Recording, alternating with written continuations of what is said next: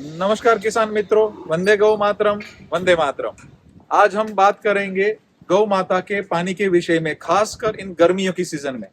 तो आज तो ये हमारे भीमसेन नंदी जी है। ये 3.25 साल के हैं। आप उनका ऊंचाई लंबाई देख सकते हैं। हाँ, पानी बहुत जरूरी है। और वो गाय, एक पुख्त गाय 80 लीटर से 125-150 लीटर तक पानी हर दिन का पी सकती है। लेकिन ये जो हमने अवाड़े रखने की परंपरा कैसे रखी है, और इन गर्मियों की सीजन में उनको भी बहुत गर्मी लगती है, और साथ साथ में बहुत सारे रोग होने की संभावना बढ़ती है। साथ में गर्भ छूटने की भी संभावना बन जाती है, कभी कभी बच्चा फेंक देती है। तो उसके लिए क्या किया जा सकता है? तो शुद्ध साफ पानी और थोड़ी ठंडक प्रकृति वाला पानी। तो बिल्कुल ये गौ माता पहले ब्यात की है। आप ये देख सकते हैं, 2.5 साल की उम्र की है। इनकी क्या साइज हो रही है। तो हमने अच्छे से उनको खिलाया खिलाया। तो ऐसा होता है। ये विद्या करके गौ माता है। ये 3.5 साल की है। हाँ। तो ये आप देख सकते हैं कि ये वाला संबंध, प्रेम वाला संबंध भी आप ज्यादा बनाइए, वो ज्यादा अच्छा होगा। तो ये विद्या गौ माता के लिए हमने पानी क्या किया है, तो आप देख सकते हैं कि ये पानी का अवाड़ा हमारा है, और उसके अंदर औषधि है। ये इसको बोलते हैं गुजराती में सुगंधी वाला खस। और ये सबसे बड़ा इसका गुण है कि ये गर्मियों में भी पानी को ठंडक प्रकृति वाला बना देता है। और जो पेट के अंदर हमको एसिडिटी होती है, ऐसे गाय के भी अंदर कोई भी अगर गर्मी है ज्यादा, तो ये शांत कर देती है। और इसकी खासियत ये है कि 2 से 3 घंटे में ही ये अपना गुण पानी में छोड़ना अच्छे से चालू कर देता है। तो ये पित्त को भी शमन करेगा, वात को भी शमन करेगा। मतलब गैस वगैरह की प्रकृति के लिए भी बहुत लाभदायी है, और पित्त के लिए भी बहुत शांति देता है। तो ये पीने से उसके अंदर समझ कह सकते कि टेम्परेचर मेंटेन करना, ज्यादा प्यास लगती है तो उसका भी शमन होना। तो ये एक तृष्णा को शांत करने वाला आयुर्वेद में इसको बोला गया है। तो ये हम क्या करते हैं, ये अंदर डाल दिया और इसके ऊपर एक पत्थर रख दिया। बस हर रोज या एक ने एक दिन छोड़ के इसको पानी में रख दिया, और ये अपना गुण छोड़ता रहेगा, और पानी सुगंधी हो जाता है। आप खुद महसूस करेंगे, नाक के पास रखेंगे ना, तो ये पूरा अच्छे से सुगंध छोड़ता है। तो ये गर्भ अंदर जो गर्भधारिणी गाय है, उनके गर्भ को भी अंदर शांति मिलेगी, खुद को शांति मिलेगी। पानी को अच्छे से वो ठंडक प्रकृति का बनाएगी, पित्त शामक बनाएगी, गैस नहीं होने देगी, पाचन बढ़ाएगी, और ये दूध भी बढ़ा सकती है, ऐसा उसका गुण है। तो बिल्कुल इस प्रकार की औषधियां बहुत कम खर्चे में पूरी गर्मियों की सीजन में आप देंगे, तो ये सरल कुदरती उपचार है, प्राकृतिक उपचार है, बहुत सरलता से होता है। दूसरा, ये खस का सबसे बड़ा गुण है कि ये दाहर है। मतलब वो जलन कहीं पर भी हो रही है, या जलन से जो नुकसान हुआ है उसको भी शमन करता है। दूसरा, इन गर्मियों की वजह से जुलाब वगैरह जो भी दिक्कतें होती है उसमें भी शांति करता है। और इसका सबसे बड़ा और एक गुण है, दिमाग के अंदर जो गर्मी का जो दुष्प्रभाव होता है, नर्व सिस्टम में ये मदद करता है। तो कितने सारे फायदे हैं ये हमारे खेत के समाधान के। तो बिल्कुल ये गौ माता और मनुष्य दोनों के लिए फायदा। ये खस के शरबत भी मार्केट में मिलते हैं मनुष्य को पीने के लिए, बट इस प्रकार का खस आपने अपने मटके में डाला तो भी आपको अच्छे से गुण मिल जाएगा। और ये तैरेगा, देखो पानी में तो तैरता है। उसके लिए हम लोग क्या करते हैं कि इसको हम लोग ऐसे एक पेवर या कोई पत्थर लगा के रख दिया, बस सिंपल। तो वो खस आराम से अंदर टिक जाएगा और अपना गुण छोड़ता जाएगा। तो सरल समाधान ढूंढना है, और सरलता से ही हमें हमारे समाधान को आगे बढ़ाना है। धन्यवाद। तो ये बड़े भाव से पानी पीती है। दूसरा, ये चूना है। तो ये चूना हमने हर एक ने एक दिन पे करते हैं। तो हम आप देख सकते हैं कि अभी गर्मी की सीजन में पानी भी टेम्परेचर मेंटेन रहता है। तो गर्मी में ठंडा रखता है, ठंडा में गर्म रखता है।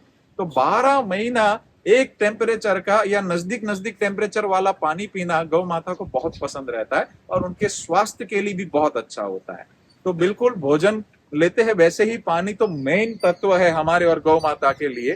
तो ये पानी 12 महीना अच्छी गुणवत्ता का मिला, औषधि वाला मिला, तो क्या बात हो जाएगी। तो बिल्कुल इस प्रक्रिया से आपकी गौ माता को गर्मियों से शांति दिला सकते हैं।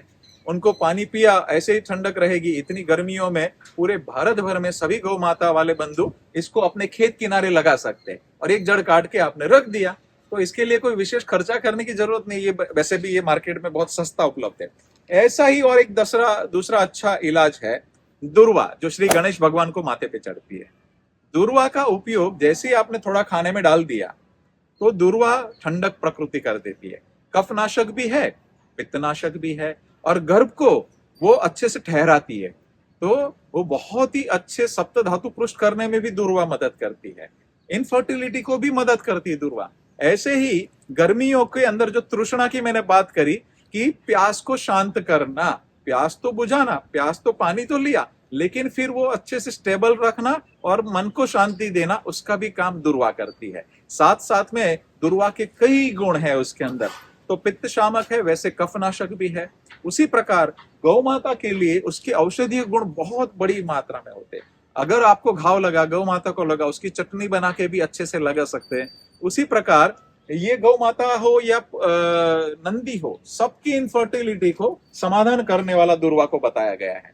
तो इस प्रकार दुर्वा हर खेत में आपको, हर भारत में, पूरे हर जगह पे मिल जाएगी। भारत के हर खेत के आजू बाजू दुर्वा लगभग मिलती ही मिलती है। तो देसी दुर्वा श्री गणेश भगवान को माथे चढ़ती है।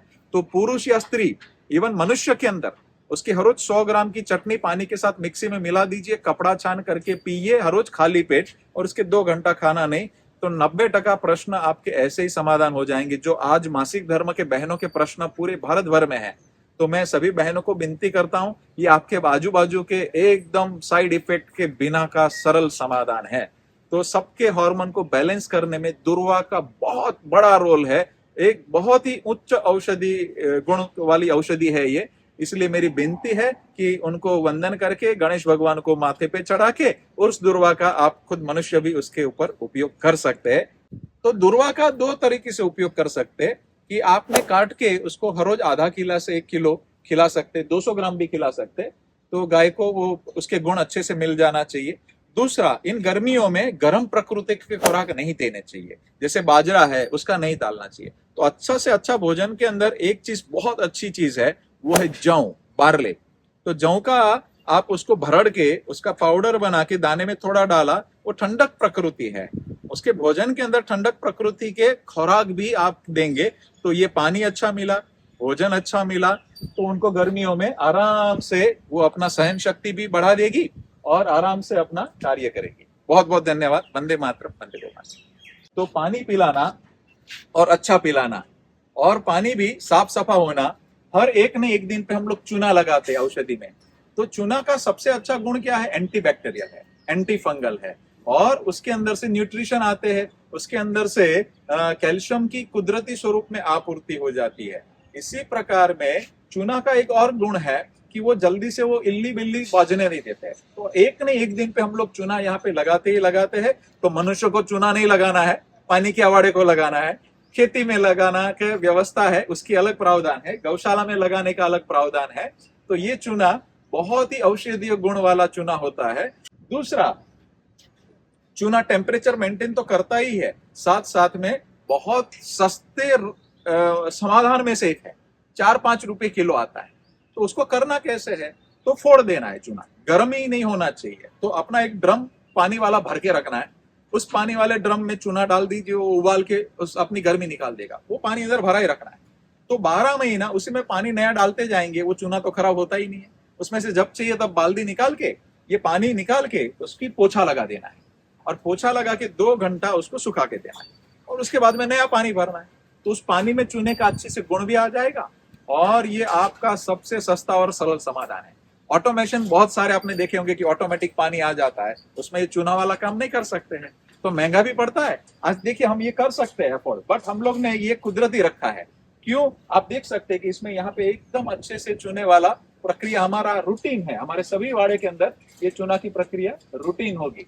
तो बिल्कुल गौ माता को सुखपूर्वक रखना, तंदुरुस्त रखना, और आप देख सकते हैं इनकी चमड़ियों की चमक, हमने उसकी इम्यूनिटी पे काम करना। लंपी में इतनी सब जगह पे दिक्कत आई थी, यहाँ पे कुछ भी दिक्कत नहीं थी। तो आप देख सकते हैं कि इनकी चमड़ियों की चमक कैसी है। तो इम्यूनिटी पे काम करना, तो हमने 36 औषधियों की कॉम्बिनेशन, होम्योपैथी के सरल समाधान वो भी ढूंढने का प्रयत्न किया है। तो हम कैसे गौ माता को तंदुरुस्त रख सकते हैं, खुश रख सकते हैं, उसके कुदरती समाधान पे भी हमें ध्यान देखना चाहिए। और इन खसका या सुगंधी वाले का और एक गुण है कि वो जो पानी पिएगी और जो खाना खाएगी उसके रेसिड्यूज नैनो फॉर्म में दूध के अंदर आते हैं। तो गुणवत्ता वाला दूध आएगा, गुणवत्ता वाला गोबर और गौमूत्र भी आएगा। तो हम कई प्रकार की औषधियां गौ माता को उसके भोजन में देते हैं, तो उसके गुण नैनो फॉर्म में आते ही है। तो ऐसा ही हम लोग को बहुत गहराई में सोच के कार्य करना है। इसी प्रकार जो भीमसेन आपने अभी देखा था, उसका आप देख सकते हैं ये फोटो कि ये अपनी माता को दूध पीते पीते कितनी बड़ी साइज का हो गया था, और आज भी ये कितना साइज का हो रहा है। तो हमारा भाग्य है कि ऐसे अच्छे अच्छे नंदी और गौ माता की हमें सेवा करने का मौका मिल रहा है। तो आइए अच्छे से सेवा करते हैं गौ माता की। इसको इस प्रकार की सुविधा देने के लिए कोई विशेष खर्च नहीं करना पड़ता है। तो हमें हमारे समाधान की तरफ सिर्फ कार्य करना है और सही दिशा में कार्य करना है। तो बिल्कुल हम वापिस एक ही बात बोलेंगे कि गाय को रखना है, सुखपूर्वक रखना है, सरल समाधान ढूंढना है, किसान कर पाए ऐसे समाधान ढूंढना है। तो इस प्रकार हम लोग मिलके बहुत अच्छा कार्य कर सकते हैं। बहुत बहुत धन्यवाद। वंदे मातरम, वंदे गोमातरम।